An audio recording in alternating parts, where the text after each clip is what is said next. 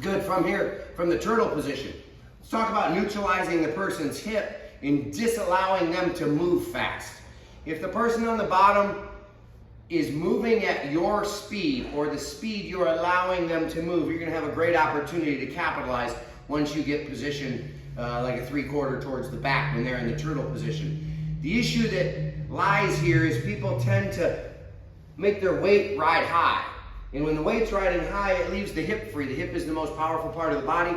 It's what we use in Jiu-Jitsu to work the game to our advantage. So in this case, what Jean-Jacques has always taught us was you need to slow the hip. And if you slow the hip, when they roll, you can stay one step in front of them. My position from here, my desired position,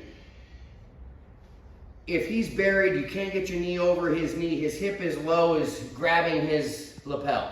Once you grab that lapel, putting almost your solar plexus on him, maybe a little bit to the side, elbows hooked at his hip here, and you're pulling him back and putting a lot of weight back and on his hip. I weigh 170 pounds, my weight's sprawled out on him right now. When Raf tries to roll, he's gonna have to get his hip off his heels, up in the air to create a momentum to turn and face. Very challenging when you have even 130 pounds sprawled out on your hip. To get that weight up and moving is very challenging if you were in the proper position neutralizing or slowing his hip. If we were in a common environment and Raf's hip is loose, he can do a front shoulder roll to face, he can sit and turn to face, there's a lot of opportunities for him to find himself facing his opponent. So in this case, grabbing the lapel, pulling him back, grounding him, putting his hip into the ground, sprawling your feet or staying super heavy on your feet. This hand, elbow can hook on his hip over here, or I put this hand on the inside and hold his pants up by his knee. Be careful that hand doesn't get trapped, because there's an opportunity if he reaches back, he could trap that arm, of course, and potentially progress. So once you put your partner in this position, have him try to roll. And you'll notice that Raf, when you see a roll, that Raf is stuck because his hip is not allowed to get up and create that momentum.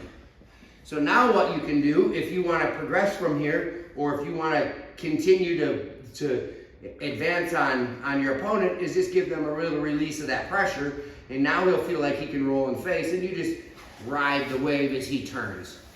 And it's a nice slow ride. You're not giving him total freedom, but enough freedom to try and face. So you're holding your partner here, he's struggling, and now you just give him a little freedom. Now he turns to face, and you can turn and find yourself to position. If he turns the other way, it's all the same. You're holding the person, he turns away, no problem. And you can just simply ride that wave to position. This is a super basic principle, a super basic concept. But for those of you who find yourself in the top of the turtle position towards the back in 3/4, if you slow their hip, you will have huge opportunity to find yourself to your next position. If you get to that position and Raf finds him is not being heavy on the hip, and the hip is able to move, how can he stop? It's too easy to find opportunities where he's vulnerable and the progression can be made. So good luck with that.